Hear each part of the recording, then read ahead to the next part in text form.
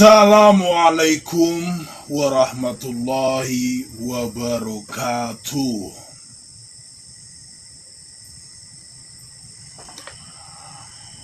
Keliru, keliru, keliru jika kita beranggapan leluhur kita, masyarakat Nusantara adalah penganut animisme, dinamisme, penyembah benda-benda alam. Nah, ini provokasi penjajah melalui naskah kolonial yang sejatinya sebenarnya bangsa ini sudah mengenal konsep ketuhanan Hindu-Buddhisme, yaitu ajaran Kapitayan.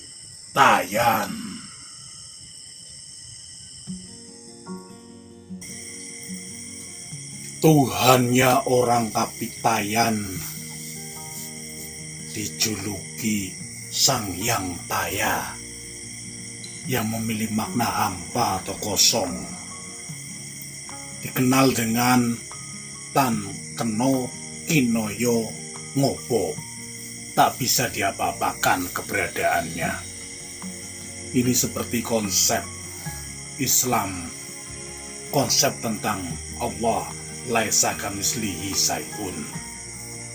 Karenanya agar bisa disembah, Sang Hyang Taya memberi badi dalam nama sifat tu atau to yang bermakna daya gaib dan bersifat adikodrati, sesuatu yang mutlak yang tidak bisa dipikir dan dibayangkan, atau bisa dikatakan niskala, tidak bisa didekati dengan panca indera.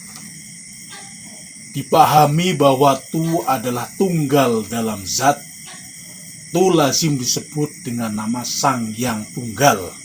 Dia memiliki dua sifat, yakni kebaikan dan kejahatan. Tu bersifat kebaikan disebut Tuhan atau Sang Hyang Wenang. Tu bersifat kejahatan disebut hantu atau Sang Hyang Manik Maya. Dengan demikian, Sang Hyang Wenang dan Sang Hyang Manik Maya merupakan sifat dari Sang Hyang Tunggal. Karenanya baik Sang Hyang Tunggal, Sang Hyang Wenang maupun Sang Hyang Manik Maya bersifat ghaib, tidak dapat didekati dengan panca indera dan akal pikiran. Mereka hanya bisa diketahui sifat-sifatnya. Karena Sang Hyang Tunggal yang memiliki dua sifat paradoks merupakan zat gaib, maka untuk memujanya dibutuhkan sarana-sarana yang bisa didekati panca indera dan alam pikiran manusia. Fakta ini yang menjadikan ajaran Kapitayan sebagai kekuatan gaib dari pribadi tunggal Sang Hyang Taya yang tersembunyi di dalam segala sesuatu bernama tu atau to. Karenanya para pengikut ajaran Kapitayan meyakini adanya kekuatan gaib pada watu, tugu, tulang, tunggul, tuwak, tuk, tumbak, tunggak, tuluk, pintu, topeng, tosan, topong, towok, toya. Dalam melakukan bukti puja pada Sang Hyang Taya, orang Jawa menyediakan sesaji berupa tumpeng, tumbal, tumbu, dan tungkung melalui sesuatu yang diyakini berkekuatan gaib.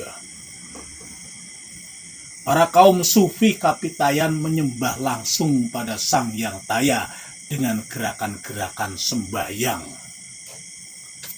yakni melakukan tulajeng, berdiri tegak, menghadap tutuk atau lubang sambil mengangkat kedua tangan dengan maksud menghadirkan Sang Hyang Taya di dalam tutu atau hati. Menurunkan tangan dan disedekapkan di dada yang disebut dingkep, memegang keakuan diri. Selanjutnya melakukan tungkul, menggungkuk ke bawah. Ini seperti gerakan ruku. Melakukan tumpak, duduk bersimpuh dengan kedua tumit diduduki. Melakukan tundem, bersujud. Tempat ibadah orang Kapitayan disebut sanggar, yaitu suatu bangunan persegi 4 beratap tumpak dengan lubang di dinding sebagai lambang kehampaan. Seorang penganut Kapitayan, sang pemuja Sang Hyang Taya yang dianggap soleh akan dikaruniai kekuatan ghaib bersifat positif, tuah, dan bersifat negatif disebut sebagai tulah. Mereka yang sudah dikaruniai tuah dan tulah disebut dianggap berhak menjadi pemimpin masyarakat.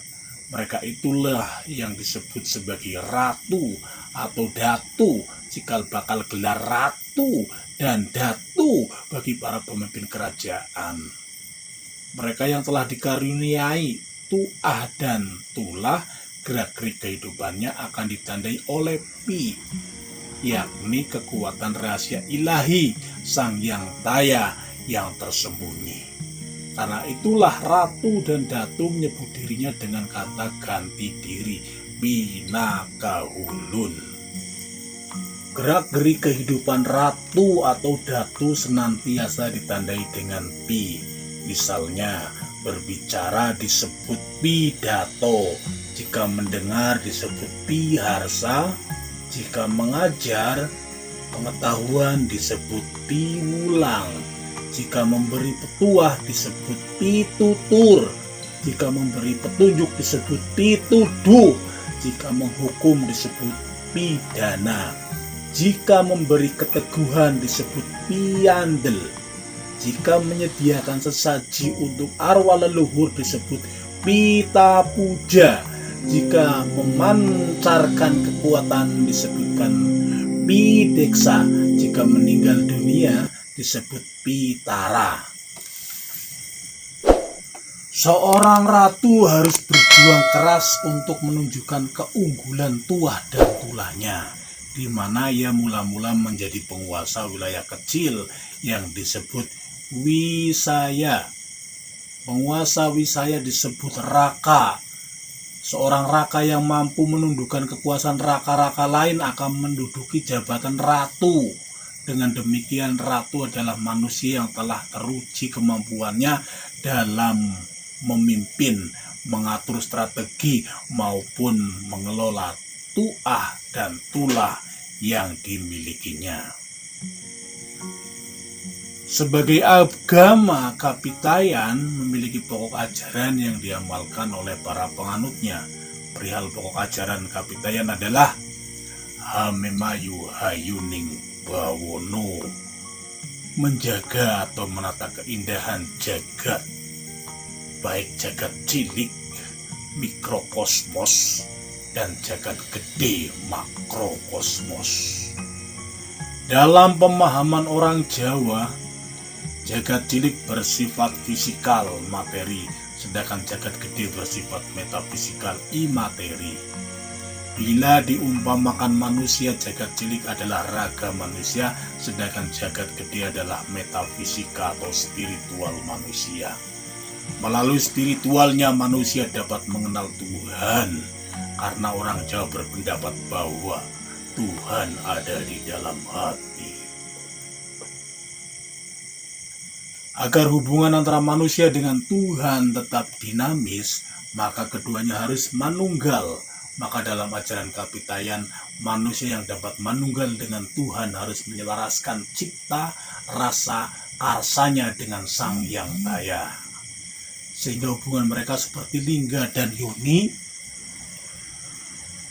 keris dengan warangka, lampu dengan cahaya, atau alu dengan lumpang.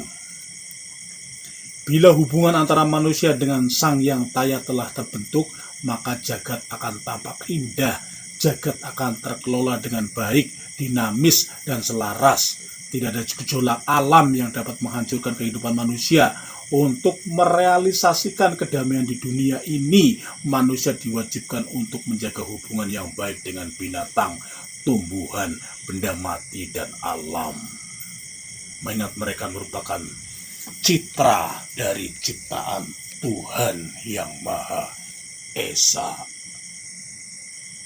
Tuhan Sang Hyang Taya Kapitayan. Demikianlah sekelumit cerita sejarah agama asli Nusantara, agama Kapitayan.